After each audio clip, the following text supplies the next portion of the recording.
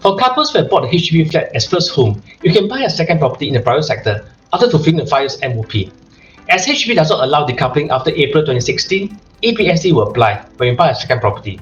See my other video on the pros and cons of paying ABSD for a second property and keep HDB for details. If your first home is a private property, you should only decouple when you are ready to buy a second property. The legal fee for decoupling is about $6,000, and you can buy a second property the next day after signing the papers. After decoupling, each spouse will hold one property under their own name, so no ABSD is payable. 2. Financing matters. Keeping a HDB flat will require you to pay the ABSD based on the condo price. Your HDB flat will need to be fully paid with no outstanding loans. Otherwise, your max loan for a condo will be limited to 45%. For private property owners, during decoupling, the buying spouse will need to take over the full loan for the first property.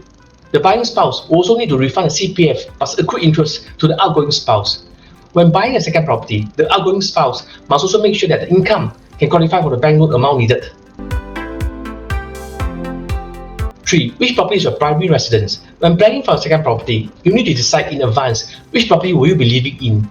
For those who intend to stay in the first home, below are some questions for your thoughts. How long do you intend to stay there?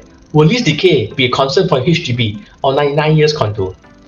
When the second property is for investment, the strategy will be very different from buying to stay. You should buy where there is high rentability, example, near MRT. Be open to low floor condo units as it will be more affordable. It's always safe to enter low when buying as an investment. Most tenants will not pay you $100 more for high floor units. Staying in second property, you may want to consider a bigger condo since it's for own use.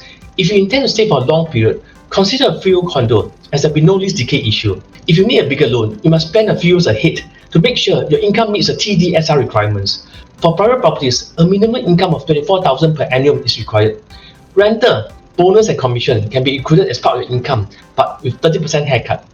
You need to show the bank your latest NOA and 12 months CPF contribution history. Are you looking for a new launch or resale condo? Call us at our number over here for a no obligation chat or visit our YouTube channel over here for more buying tips.